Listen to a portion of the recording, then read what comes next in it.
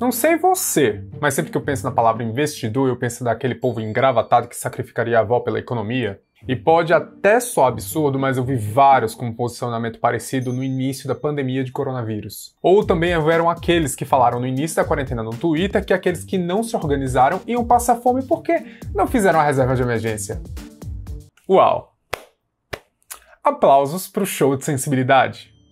Então assim, é uma galera às vezes difícil. Tem um tipo de linha de raciocínio levemente questionável, ou eu diria muito questionável, mas que óbvio a gente não precisa pensar assim. Então, antes de a gente falar sobre investimentos propriamente dito, vamos ter uma conversa para esquematizar na nossa cabeça alguns conhecimentos a respeito do mundo dos investimentos e que servem para apenas nos engrandecer e não nos colocar acima de ninguém. Então, assim, dá para ser um investidor sem ser insuportável? Vem comigo e com ela, que no caminho a gente explica.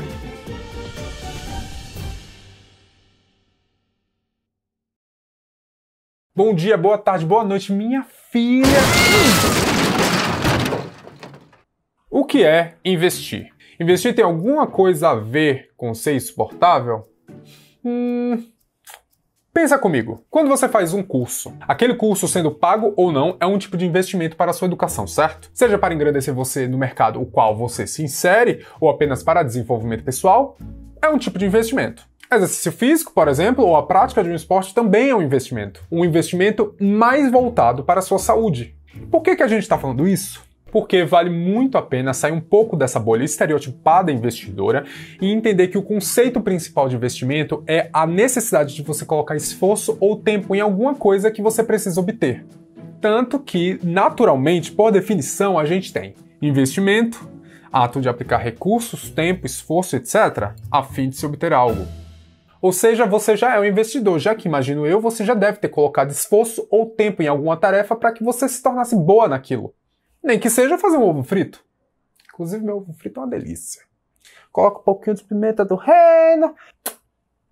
Ou seja, quando a gente fala de investimento dentro do mercado financeiro, a gente não está falando nem um pouco da postura adotada por diversas pessoas dentro desse mundo. Tem a ver com o seu engrandecimento e, obviamente, com o engrandecimento do seu bolso também. Então, seguindo essa ideia de que investimento é uma coisa para você e para o seu engrandecimento, a gente vai para o nosso ponto número 1, que é uma parte do que você ganha é exclusivamente seu. Esse é o ponto número 1 para começar a pensar como investidor na esfera financeira e não ser um chato. E o engraçado é que essa ideia não é nem um pouco nova. Esse belíssimo conceito de se pagar surgiu num livro levemente empoeirado chamado O Homem Mais Rico da Babilônia, de George S. Clason.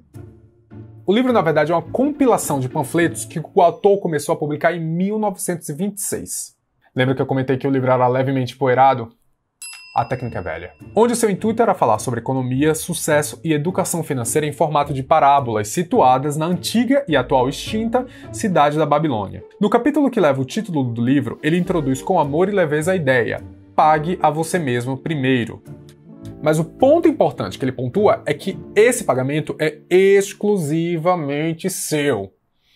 E não de empresas ou de marcas que levam esse seu dinheiro através de compras ou de produtos que passam a se desvalorizar no momento em que você sai da loja com a compra.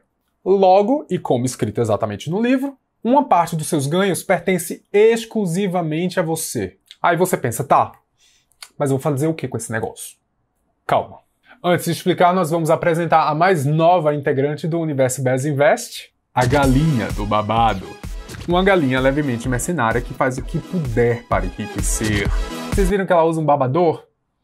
Ela tem cara de cínica, mas é fofa demais. Ele continua a explorar essa ideia utilizando uma história que tem a galinha babadeira e um cesto de ovos. E nessa história ele diz o seguinte: se a galinha do babado coloca 10 ovos por dia e você coloca todos os 10 num cesto de manhã para na noite desse mesmo dia tirar 9, e isso sendo feito diariamente, o que acontecerá com o cesto com o passar do tempo? Resposta: uma hora o cesto transbordará de ovos, porque afinal todo dia sempre vai ter um ovo a mais do que no dia anterior. Ou seja, no final do primeiro dia teremos 1. No início do segundo dia teremos 11, após colocar aqueles 10 que a gente coloca sempre no início de cada dia. Para no final do dia, após a retirada de 9, ficar sobrando dentro do cesto 2. E assim sucessivamente. Então, usando essa parábola da galinha do babado, ele conclui que Para alcançar a riqueza, temos sempre que separar 1/10 ou 10% dos nossos ganhos e guardá-los exclusivamente para nós. E esse valor é completamente simbólico, obviamente. Tem gente que fala de guardar 20%, tem gente que fala de guardar 30% do salário. Mas o que é importante é que alguma coisa, mesmo que seja pouco, seja guardado exclusivamente para você. E isso é exatamente começar a pensar como investidor sem ser insuportável, porque você está se planejando apenas com o que é seu, com o seu dinheiro lícito. E com responsabilidade para ser um investidor de sucesso que não está querendo ganhar em cima de ninguém e nem sequer às custas de alguém, simplesmente para conseguir mais dinheiro. Então, depois disso, nós vamos para o nosso ponto número 2, que é: investimento precisa ser um hábito. Lembra quando a gente falou no episódio número 3 de quarentena sobre hábito? Eu dei uma puta cuspida agora. Hábito. Que a gente falou que parte do processo é a insistência, mesmo que comece devagar e que comece com uma ação simples. Aqui é mais ou menos parecido. Quando você torna investimento um hábito, você vai ver que você nem mais vai sentir aquela dor quando você vê que não vai poder gastar o seu salário totalmente porque determinada parte dele você selecionou para o investimento. Você começa a nem mais sentir falta desse dinheiro, já que não conta mais com ele na hora que você o recebe porque ele é para alguma meta do seu futuro. Você já vai ter na sua cabeça que se você ganha R$ 2.500 por mês e você escolheu 100 para investir todos os meses, você já não ganha R$ 2.500 não. Você ganha 2.400 porque 100 vão direto para um investimento. E a palavra hábito aqui é muito importante porque geralmente hábitos se tornam atividades ou atitudes inflexíveis do nosso cotidiano. Não tão inflexíveis porque, obviamente, a gente consegue mudar, mas eu acredito que você entendeu a ideia. E atividades inflexíveis são diferentes de tarefas ou compromissos. Se você tem o hábito de, por exemplo, almoçar em determinado horário, experimenta deixar para almoçar um pouco mais tarde para você ver a fome que te dá. Às vezes você nem tá com fome meia hora antes, assim, e de repente, já um compromisso ou uma tarefa, eles podem naturalmente ser reagendados ou cancelados, dependendo do combinado. A não ser que seja comigo. Cancelar um compromisso comigo roda um tapão na cara. Brincadeira, eu sou uma pessoa super amorosa. Eu tenho muito amor para dar dentro desse seio esquerdo, que eu sou canhoto. A mão esquerda vai no seio esquerdo. E tornar investimento um hábito te faz driblar um problema que geralmente aparece na maioria das atividades, que é chamado de pontos médios.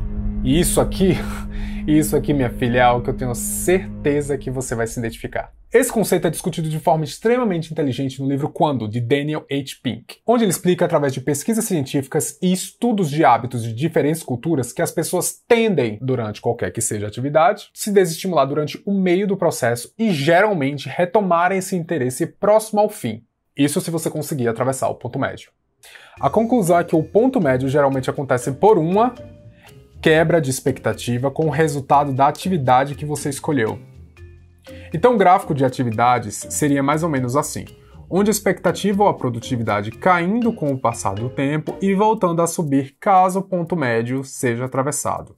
Quem aqui que já não entrou numa academia com tudo, ficou malhando feito uma louca durante 3 meses e de repente se desestimulou simplesmente porque o glúteo não ficou enrijecido, a barriga não entrou ficando negativa e os bracinhos não ficaram tonificados? E isso é algo que muito provavelmente vai acontecer com você em relação aos seus investimentos, porque no início os rendimentos vão ser bem mais ou menos. E com vídeos mais pra frente a gente vai entender por quê. Então, uma forma de driblar esse desestímulo gerado pelo ponto médio é exatamente tornar o ato de investir um hábito inflexível, que independente de qualquer que seja a coisa, você vai separar seu dinheiro e investir todos os meses, nem que seja pouco, nem que seja um pouquinho.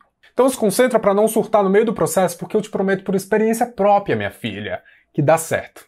E já que a gente falou em surto, porque surtar é um negócio que pelo menos uma vez por dia todo mundo faz. Isso nos leva ao nosso terceiro e último ponto.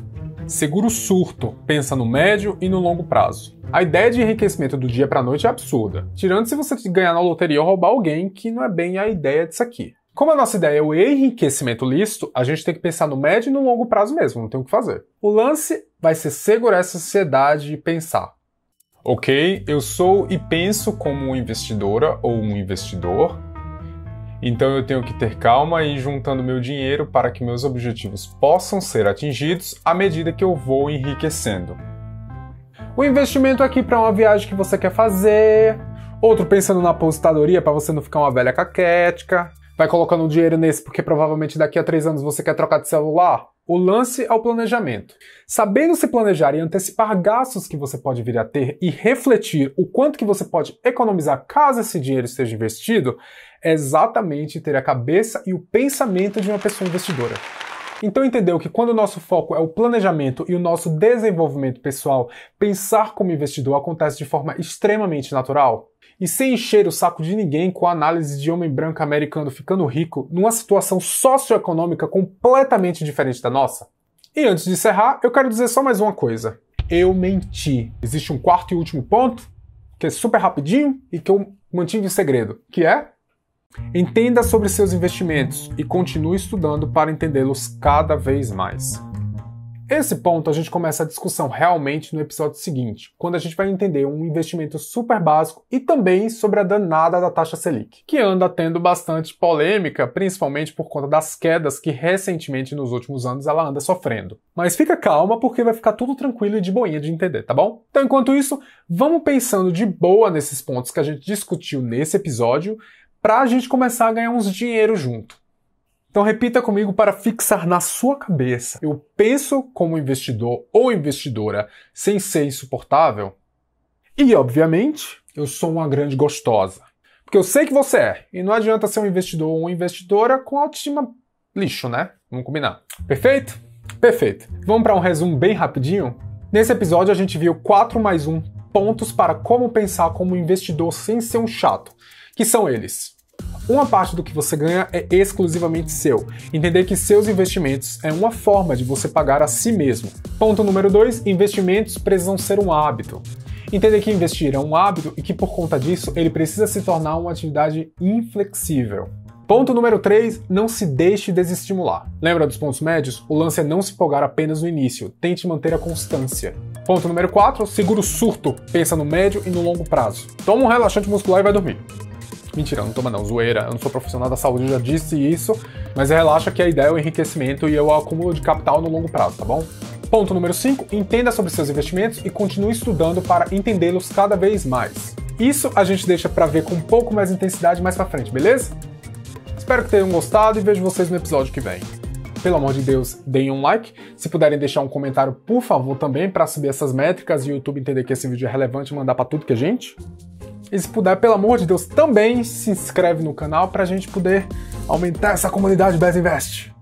Manda esse vídeo para aquela sua amiga checheira que acha que investimento é uma coisa de gente chata, para ela entender que tem como pensar como investidor ou como investidora sem ser uma pessoa insuportável. Então é isso, tá bom? Muito obrigado e até a próxima, onde a gente vai começar o processo de começar a entender sobre essa danada da taxa Selic, como ela funciona nos nossos investimentos e mais para frente também porque ela anda caindo tanto.